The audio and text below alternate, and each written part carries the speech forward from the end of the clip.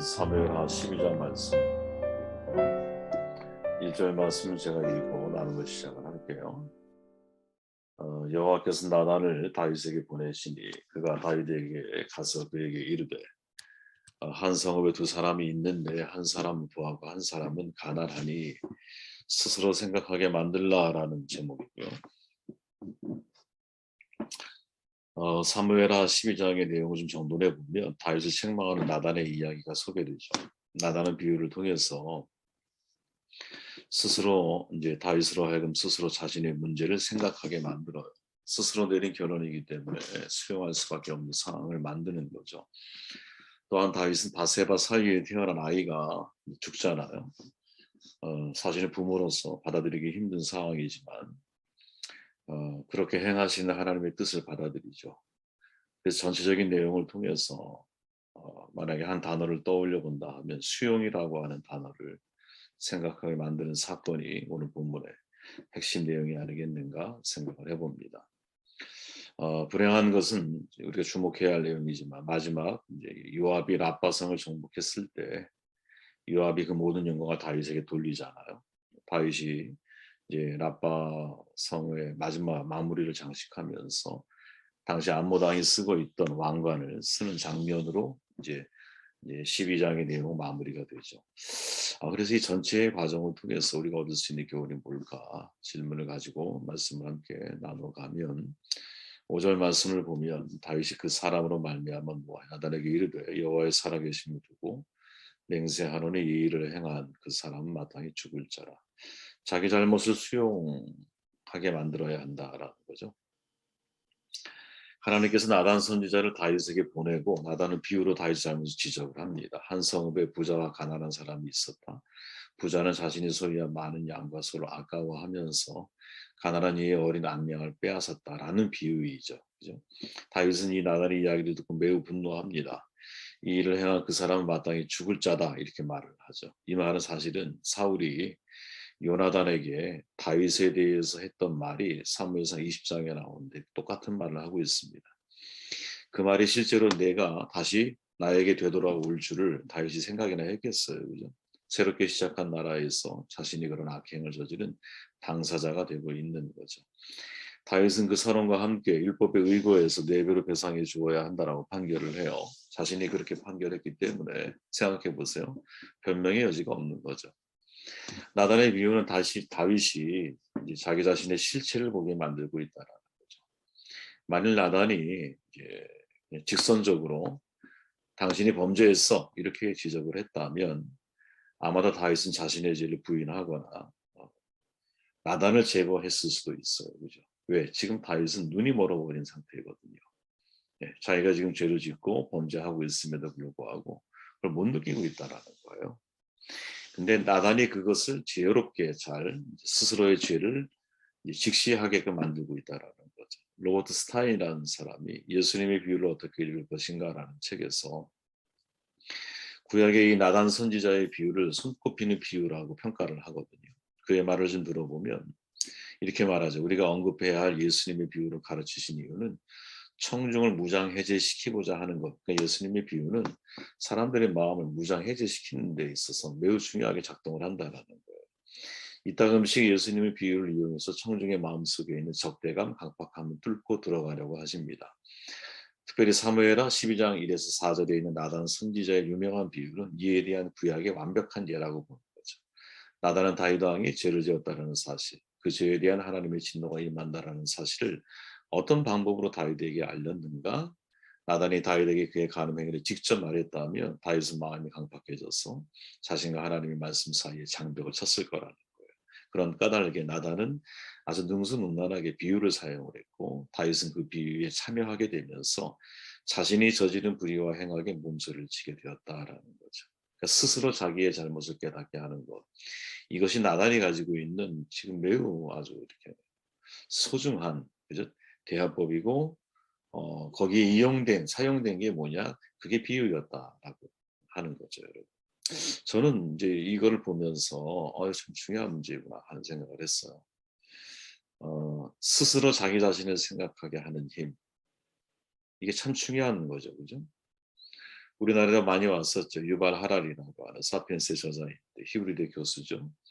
한국에서 한 강연에서 이렇게 말하잖아요. 지금 한국 아이들이 학교에서 배우는 지식 90% 이상은 성인이 되면 쓸모없는 것이 될 거라고 경고를 하죠. 서울대 황경식 명예교수가 이런 현실에서 아이들에게 필요한 게 뭘까? 그건 지식이 아니라 스스로 생각하는 힘이라고 말을 하거든요. 그럼 스스로 생각하는 힘은 어디에서 나올까? 질문이라는 거죠. 그러니까 아이에게 공부를 많이 시키는 것보다 질문을 많이 하게 해야 한다라는 거예요. 그러면 공부에 저절로 흥미를 갖고 스스로 알아서 하고 배운 것을 또 다른 각도에서 다시 고민해보는 창의성을 키우게 된다라는 거죠. 자, 생각해 보세요, 여러분. 나다는 비유로 말하죠. 그 비유 속에는 퀘션 마크가 없어요. 여러분도 읽어봐서 알지만 퀘션 마크가 없어요. 그런데 과연 퀘션 마크가 없을까요? 저는 비유는 여러분 처음부터 마지막까지가 다 끊임없이 사람들에게 던지는 질문이라고 생각합니다. 지금 이 비유 속에는 이런 질문이 숨겨 있는 거죠. 가난한 이의 암령을 빼앗은 그 부자 도대체 어떻게 처리해야 할까요? 나다는 이걸 말하고 싶은 거죠. 그죠? 물음표는 분명히 없어요. 없지만 스스로 질문하게 하고 그 질문에 답을 찾게 만들고 있다는 거죠. 왜? 질문은 스스로 설득하는 힘이 있거든. 내 질문에 해답을 찾잖아요. 그러면 그 질문에 해답을 찾은 나는 내가 스스로 거기에 설득이 되는 힘이 있어요.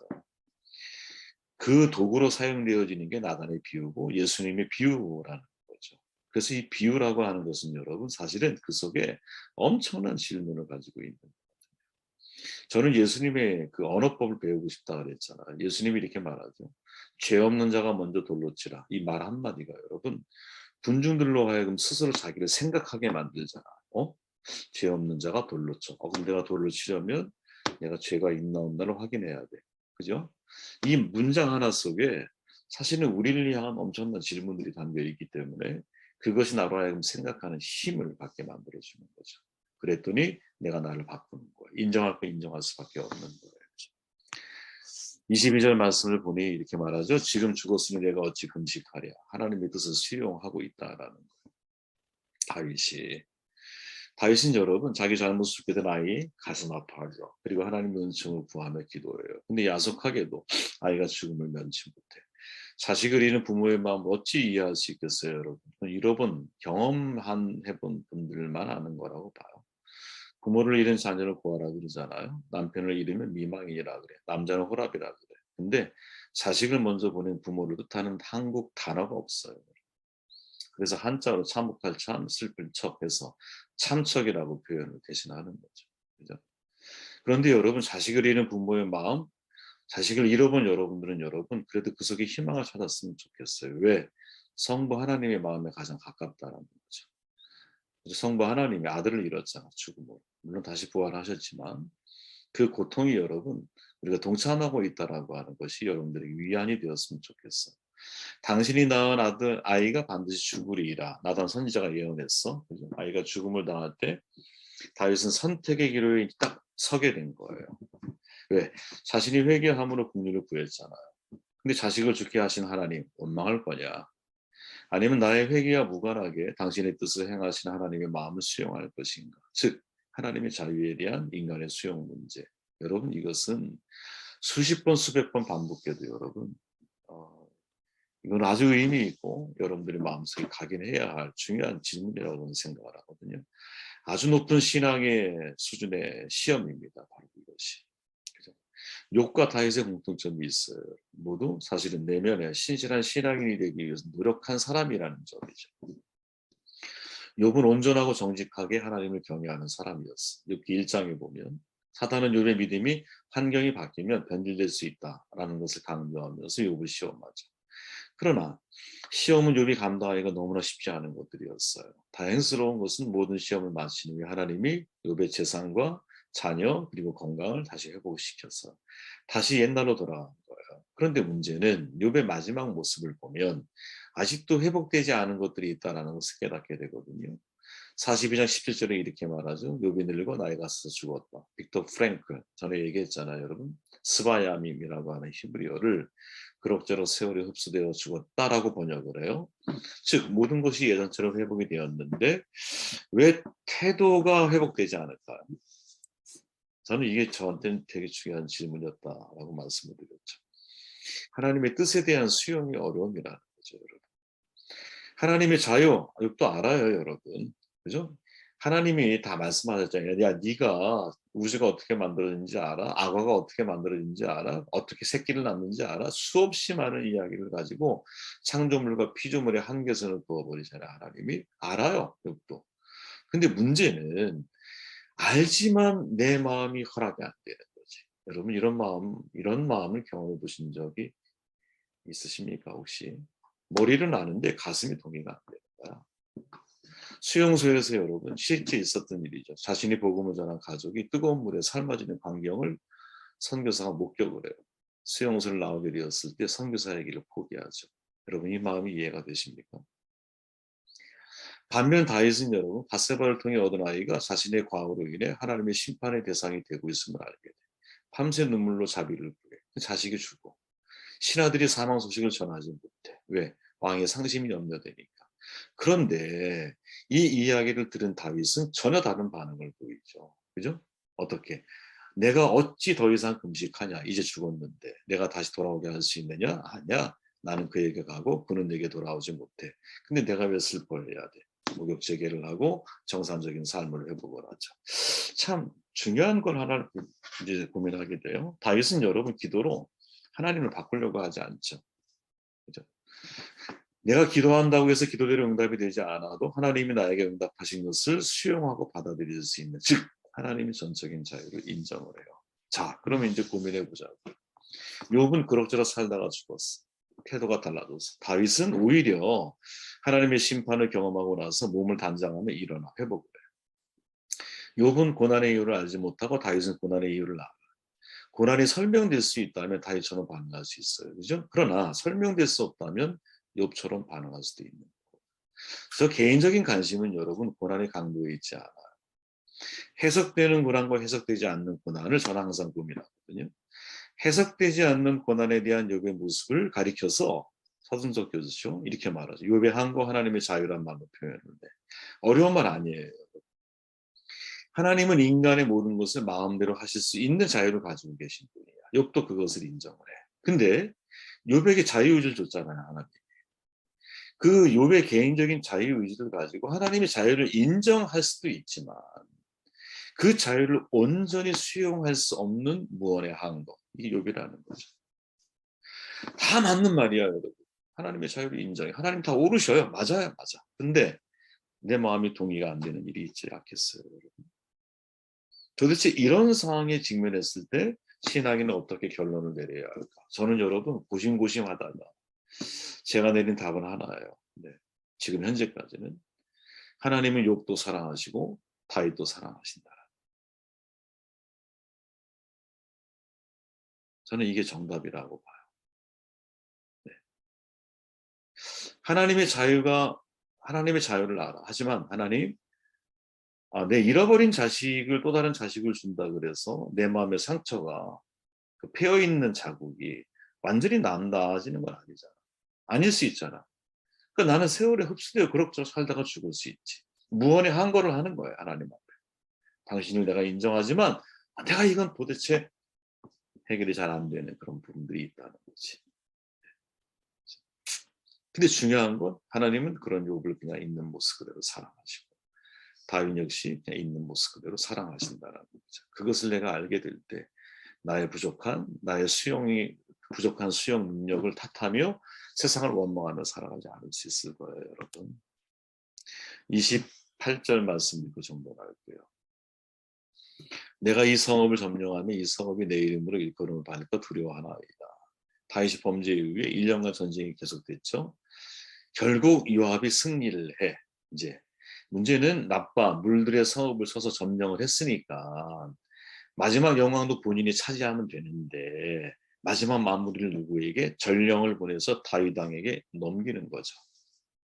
진리주의했던 사람은 요압이거든요. 근데 요압은 수고로 얻게 된 영광을 다윗에게 돌리려고 해. 사실 성경을 보면 요압은 그렇게 훌륭한 인격의 소유자가 아니에요. 왜? 개인적인 복수심 때문에 아브넬을 죽이잖아. 또 다윗이 그렇게 경계했던 아마사까지도 죽이잖아. 정치적인 거죠. 정치적인 야욕이 있었기 때문이죠. 그래서 다윗의 유언 속에는 뭐라고 말해요? 야, 요압이 백발로 스올에 내려가지 못하게 이렇게 솔로몬에게 유언을 할 정도로. 그러니까 다윗에게 요압은 양날의 검을 가진 사람이었던 거야. 그래서 뜨거운 감정인 거죠. 왜? 자신의 가장 치부도 알고 있어. 우리아를 죽인 사건을 알잖아. 그리고 정치적인 야욕도 있어. 개인적인 복수심까지 가지고 있어. 그런데 이 요압이 잘한 게 하나 있어. 그럼에도 불구하고 영광을 다윗에게 돌리려고 한다는 거죠. 문제는 그것을 수용하고 있는 다윗의 변화된 모습이거든요. 성경이 이렇게 말해요. 30절에 그는 암몬 왕의 머리에서 금관을 벗겨 왔는데 그 무게가 금 한 달란트나 나갔고 금관에는 보석이 박혀 있었다. 다윗은 그 금관을 가져다가 자기가 썼다. 이런 말이에요. 암몬 왕이 썼던 금관을 가져다가 자기가 썼어. 그죠? 전리품을 왕이 소유하는 거 뭐가 문제겠어요, 여러분. 근데 문제의 핵심은 뭐냐? 이 금관의 무게가 금 한 달란트라는 점이죠. 대략 34에서 35kg 정도 돼요. 20kg짜리 쌀을 2개를 내가 머리에 쥐고 있는 거야. 이런 말이 있죠. 왕관을 쓰려는 자 그 무게를 견뎌라. 셰익스피어가 한 말이거든요. 헨리 4세를 꼬집어서 한 말이죠. 왕관을 쓴 자는 명예와 권력을 지니지만 동시에 막중한 책임감이 따른다라는 거예요. 자, 요압이 모든 영광을 다윗에게 돌리기 원했다면, 그죠? 왜? 그때가 다윗이 곤란한 상황이었잖아. 성에 남아서 범죄를 저지르고, 그리고 이미 밧세바가 취해진 상태이기 때문에 우리아의 부인이라는 거 다 알고 있잖아. 이 모든 것들이 소문 돌아서 얼마나 사실 시끄럽고 보이지 않지만 힘든 상황이잖아요. 그거를 해소시키는 역할을 요압이 하고 있죠. 근데 다윗은 모든 영광을 어떻게? 만약에 그렇다면 하나님께 돌려야 되는 게 맞죠. 근데 35kg나 되는 금관을 머리에 쓴 다윗의 마음 생각해 보면, 야, 이게 진짜 욕망이라는 이름의 어떤 뭐랄까요? 이 폭주 기관차를 보는 것 같아요. 자, 생각해 보세요. 천국의 자리에 어제는 서 있을 때는 쾌락을 내가 쫓고 있어. 그러다가 그거로 인하여 내가 아픔을 겪고 상처가 있었어. 근데 오늘은 나의 모습이 무엇이에요? 왕관을 내 머리에 쓰고 있는 모습이야. 아, 이게 진짜 사람이 가지고 있는 욕망의 실체이구나. 욕망은 여러분 멈춤이 없는 거예요. 내일의 말씀 속에서 욕망에 대한 말씀을 함께 나누기를 바라고요. 오늘의 메시지의 핵심, 스스로 내가 생각하는 힘을 길러야 됩니다. 네. 우리의 잘못을 생각할 수 있어야 되고요. 하나님의 뜻에 대해서 내가 어떤 반응을 보이고 있는가, 이거를 잘 생각해서 수용할 건 수용하고 항거할 건 항거하는 그런 저와 여러분들 되시길 바랍니다.